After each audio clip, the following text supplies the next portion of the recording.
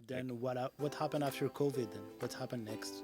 Next is the biggest jump because after everything got back to normal, um, people start to celebrate absolutely everything, Hmm. in a much bigger scope.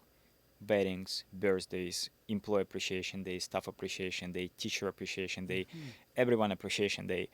And guess who they want to see for the appreciation days and celebrations? Caterers. And I just realized at that time, we're actually also caterers. We're not just a retail Right. pop up coffee shop. There is a huge market for catering, for private events, for prepaid commitments where we don't have to stay and wait for someone to get a coffee from us, but we actually already come on a prepaid basis and just serve a certain amount of drinks or a certain amount of time. So this became a huge, huge revenue stream for us. Slowly it started to even overtake the actual vending operations, like on the streets of Vancouver. Okay, so you was talking about events, but what kind of events? Like, do you have like any big names in Vancouver? Uh, There was. Absolutely, uh, I think at this point we're like a Thanos with those infinity stones. We can put a few stones for each big brand we worked with proudly. Coffee shop um, marvels. exactly. I'm a big geek as well. So we have over 1,500 events in the books. I think Wow. maybe close to 2,000 right now. Big names, we're talking like Lululemon, we're talking Telus, Netflix, Oh wow. Disney, Michael Kors, Wow. so many honestly, and so grateful for every single, doesn't matter what size of the client it is. But the peak for us was when one day I'm receiving the email with a domain name YVR.ca, Vancouver International Airport. That was right around 2021-22. So Uh, that was after COVID, though. it was on the edge Okay. when things were getting back to normal, Okay. etc. Like, yeah, 2022. Um, so when people got to the back to the airports, flights resumed. There was a big problem that they were experiencing lineups. People were not happy. Things were moving super slow. Still, all of those measures to keep the distance, etc. Hmm. So they inquired to us saying, "Hey, can you guys come every day, 6 a.m. to 8 a.m. and serve complimentary coffee to people standing in a lineup, so Shit. they feel better about it." You know, Wow.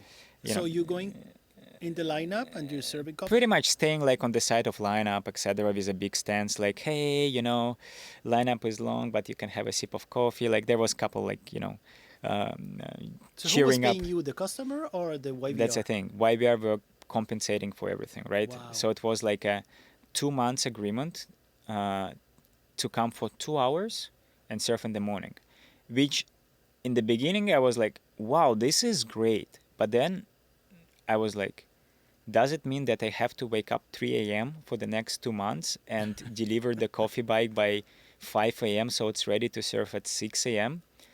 Is it really the lifestyle I was like hoping for? So um, you know, I got some balls and I'm like calling them back, emailing them back, like saying this is such a great opportunity, but like, do you think there is any way we can actually stay on site after the complimentary service and just do their like a retail sales? Can you find us a little spot? We are not looking for anything crazy. And they said yes. They said we have a great spot for you, and that In the was airport. inside the airport. So here we are, one bike, 6 a.m. to 8 a.m. They pay us to be there, and then after that we're still making sales. And even the fact that we were getting paid for the catering was already great for me.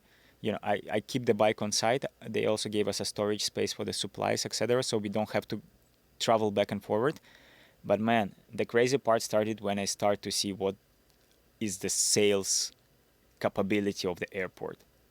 Like, I was like, if you're gonna make another $200 after that in a day, that would already cover my labor, and I would add extra from the morning. I was refreshing my phone every minute there was a sale. 24 Wow. hours. Like, we Wow. end up extending the hours for 24.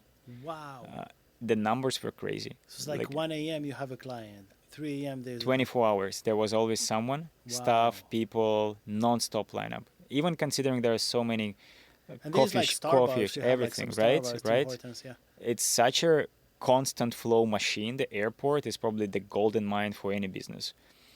And me, like with my constant desire to like expand and it's a very thin border between being intrusive and and like energetic and enthusiastic. Yeah. So I was like, hey, can we schedule a call with airport CEO? I have a proposal. And I don't know, like I think at that time maybe because we were very well received in the airport, coupled with my genuine effort, etc. Or maybe it was just a luck, but in a week from my request, I already was in a boardroom with like airport CEO and couple other executives, Wow.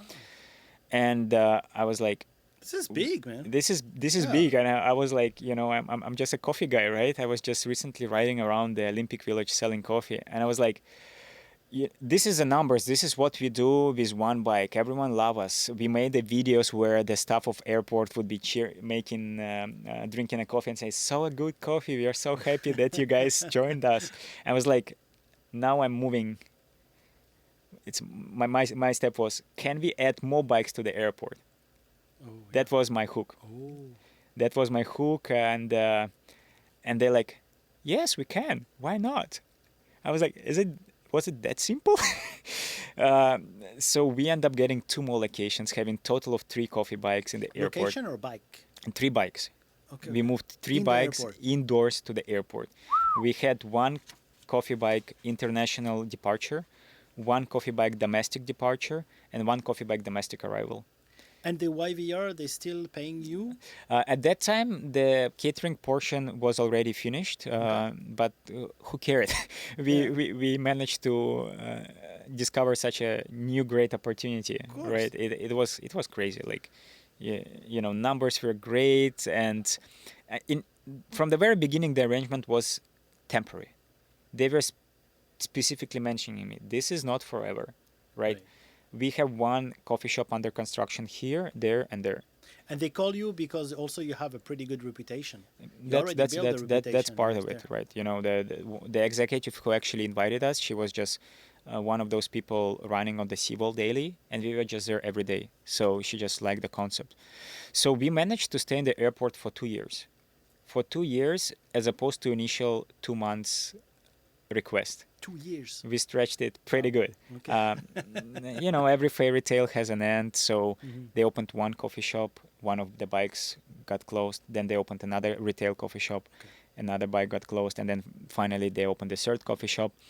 And until today, I keep on reminding them about myself. Like, hey, we're still here. Right, If there is yeah. a little corner, Yeah. we have a new model of the coffee bike. Remember me? I was here when Yeah, you need yeah, me. exactly. It's good. It's good to have those connections, right? And occasionally we come to serve their staff for the appreciation days, etc. But that was probably the biggest crazy jump of the coffee bike from all the perspective, whether it's a brand recognition or like revenue or like all the aspects together, Yeah. which was over at some point, but it gave so much expertise in the business and overall in life that it ended up with opening more doors to us in And the do you future. think like so? Because it's an interesting question, but how all those opportunity come your way? There is no really a secret sauce or anything. Like, I'm very simple, straightforward guy. For me, number 1 is respectful attitude. I always treat everyone with face value respect no matter what. Like, never showing my ego whatsoever, just being genuine, showing up on time, keeping your word, not trying to get away with like some minor failures, blaming customer for something, etc. I think this is part of it.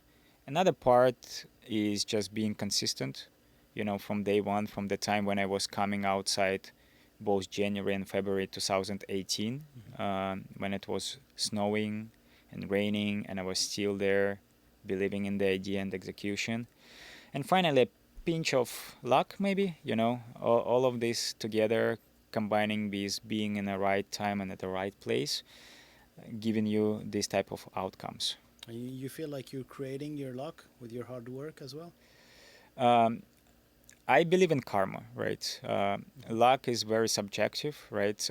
Karma is real, right? If you treat people genuinely, if you treat people respectfully, then things gonna come your way no matter what, right? If you're trying to get away with things, if you bullshit, let's be straightforward. If you overcharge, hidden fees, being late, Yeah. don't expect anyone to deal with you on a long-term basis.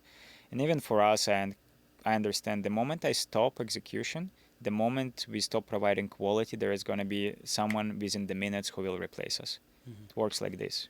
Right. Oh, that's a crazy story with YVR, man. And do you have like any other stories maybe except like YVR and Michael Kors and Netflix?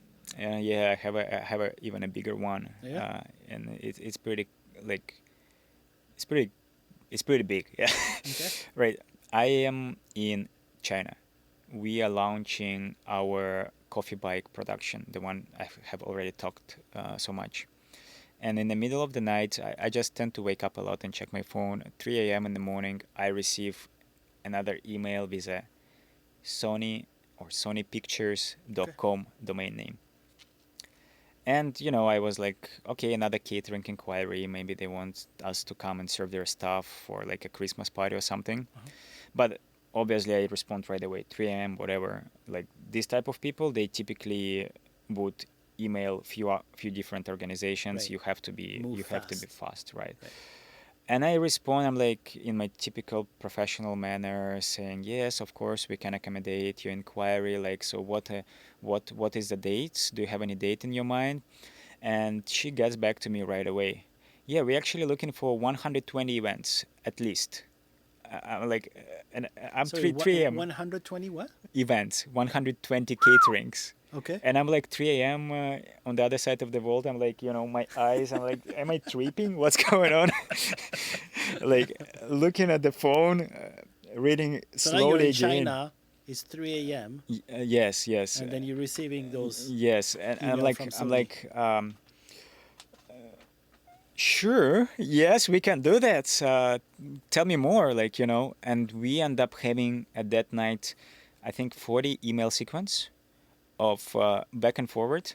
Um, I think whether they didn't offer to have a call right away, or maybe I told them that it was middle of the night and I'm traveling, but we just had this back and forward email conversation, and we end up getting 1 year contract with Wow. Sony Pictures, where we actually In Vancouver? in Vancouver for their graphic design studio, where all the visual effects are made for all of our favorite Yes. Marvel movies and Yeah. any other Sony movies.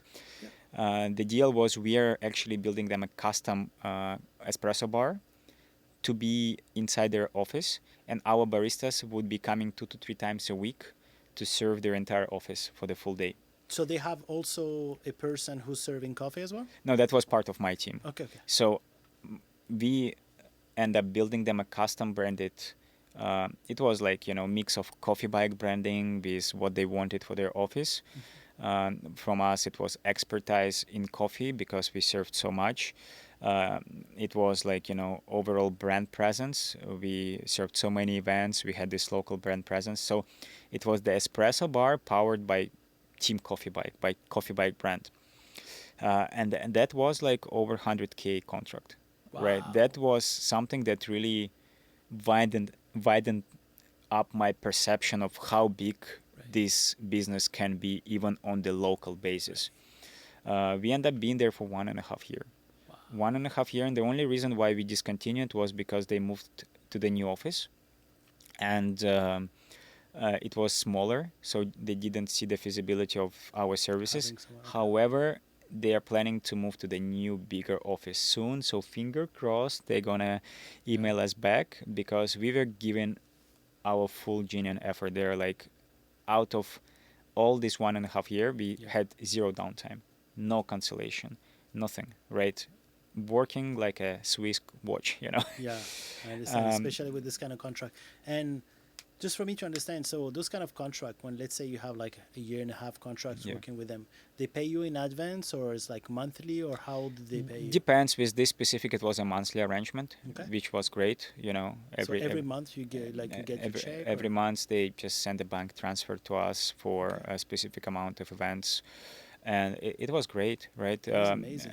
It was something that first time in a while. Well, if you talk in airport, it was still sales to public, right? Right. The sales were high, but there is still some level of uncertainty. What if people just stop buying? What if this or that? But this experience was the first time when, for the entire 1.5 year, as an entrepreneur, I felt some sort of sense of stability. Yeah. Before that, I never, single event, 2 times event, or 3-day event, Great. up and downs. You just sit there, you do your marketing, you do your ads, but you still 1 day or 1 week or 1 month in a row can have a chance to receive zero inquiries, right? Right. When you have something like this for 1.5 year, Yeah. at least you know that this specific amount will Yeah. be able to pay for your rent, for your at least some basic bills as well, your Yeah. base business bills, Yeah. right? So you covered. So Thank you. it's almost 2026 now, and what's next now in Coffee Bike here in Vancouver? Well, I want to put a really bold statement. Hmm. I honestly believe that we are the number one espresso bar and coffee catering company as of today in Vancouver and Lower Mainland. For the capacity of the units, we have more than 10 units available right now, which allows us to serve uh, 6 or even more events simultaneously and serve events of thousands of people upon request. Anything from 50 people for a small occasion for thousands of people. We served event of 5,000 people already.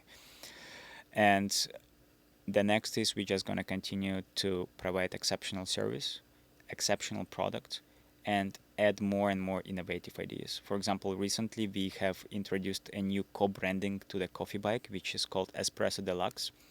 This is our signature high-end looking espresso bars with a wooden countertops with a big LED screens in front. Hmm. This is a great custom solution, customizable solution for corporate clients or even for you know teacher appreciation day. You can upload any Okay. logo or video in Oh front wow. during our service, and you know customers love it. Like a graduation or Graduation, you can put something like thank you great. for the hard work, Yeah. but it's more about the brands.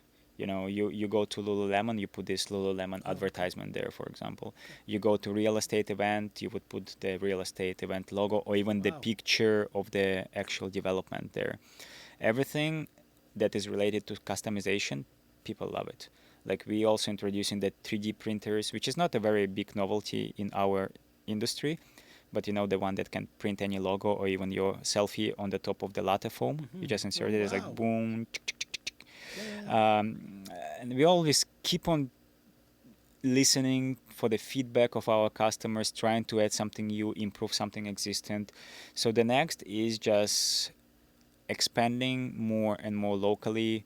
Um, you know, uh, Trying out new concepts within the coffee and espresso bar category, and just be us. So now let's say if you can talk to the 2017 Vlad, Yeah. back to the future question, what would you advise him? What would you tell him? Nothing. I would skip this guy. If I see him walking by, other than stupid things like buy some bitcoins, uh, anything that is related to the business development, I think all the trials and errors that I've been personally through all this time is what made me who I am today. Had so many crazy stories which I will be happy to share throughout the series of the future podcast. Like, I had the commercial landlords who would be seeing that I got a new car and they would be increasing my rent, saying to my face, "Oh, you can afford a new car. Let me add couple $100 to your monthly rent," and not in a funny way, like in an aggressive way, like in a way that I'm the boss here. You listen or you out, right? So I think all of that shaped me and shaped my character as an entrepreneur. And if I would tell my younger self to avoid all of these situations, I would probably end up being too weak to sustain the journey that we've been through, right? So yeah, I see this guy from 2017. I'll just probably get a cup of coffee from him, just making sure he doesn't recognize me. Just support him, probably leave $100 tips, something like that, so he feels like cheerful and grateful for the effort for the day. And I personally was receiving $100 tips, Oh, wow. and not once, quite a few times, and my baristas did. When they see you like under the snow or something. Exactly. Those are the times when little things for someone, for someone it's a little thing, right? $100 tips, for someone it's a big money, but it makes not just a day, it makes the whole spirit to keep on moving forward, right? So yeah, that's my answer to your question. So nothing you would change? Absolutely nothing. And whenever I talk about this journey, my approach to speaking is I never try to teach anyone anything. I am actually sort of against this whole structure of teaching courses, mentorship, because most of this is so subjective or not non-credible that it actually ends up damaging more rather than giving benefit. But I'm all in for sharing. When I share with someone, I really hope that at least one person would reflect on it and apply it to his or her own adventure. And for me, it's also an opportunity to live through all of these years over and over again. And sometimes when I'm like, our sales quadrupled during the COVID, I got a goosebumps, because that sounds like a movie to me. And maybe one day we're going to make some movie about it. But such a small niche idea, such a relatively unimportant business as opposed to huge corporations in industries. But that's my story, that's our story, and I'm always happy to share it. So what would be, let's say, Starbucks if they start doing exactly what you're doing? This is a situation where I think they would rather contact me and offer me to be the executor, or even purchase the whole thing. Having their own equipment, Starbucks. Something like this, whatever they want to do it. Right. The idea is relatively small for the big corporation, right? Everyone can order the bike and probably copy it or something like that, right? But they will lack this 8 years of experience of personally driving through the rain, through the snow, serving 1 million of cups of coffee from this, right? They will just end up having this hardware without a basic ability to explain how to utilize this hardware, or reflection of the journey of building this hardware. So that's maybe even my end goal, right? Where I want to end up. Some big corporation, 5 to 10 years from now, us having a huge network of thousands of units around the world. Why would they bother and just go through all the research and development stage, spending time and money, when with their resources, they can just absorb someone by offering a great paycheck exit, partnership, or even an exit check. That's how they roll. I actually really want to buy one now. I'm serious. We can make a podcast bike. We're gonna put all these lightings and cameras. You open it up, and there is all the So, I want the premium one with the podcast name and all. Oh, you have my number. Well, thank you so much for sharing. Appreciate it. That was an amazing podcast. Thank you so much for having me, and more to come. I hope to see you soon again. Thank you so much, everyone, for watching, and I hope with more episodes we give you more and more insight of how flexible and feasible the whole business model is, and specifically our coffee bike concept. If you're interested in purchasing one, or if you just want to get in touch, coffeebike.ca, our email would be at the very bottom of the page, or even fill in the inquiry form and get in touch with us. Also, please share your feedback. All of our future episodes will be much more helpful to everyone if you would give us a little bit of structure and requests of what exactly you want to hear. Next episode, I will probably share a little bit more about myself, Vlad, the founder of the Coffee Bike, and my journey from my younger years in entrepreneurship up to date. Not just the Coffee Bike. I have a good portfolio of different small businesses. But today, I just want to thank you for watching, and like, subscribe, share. Have a good day.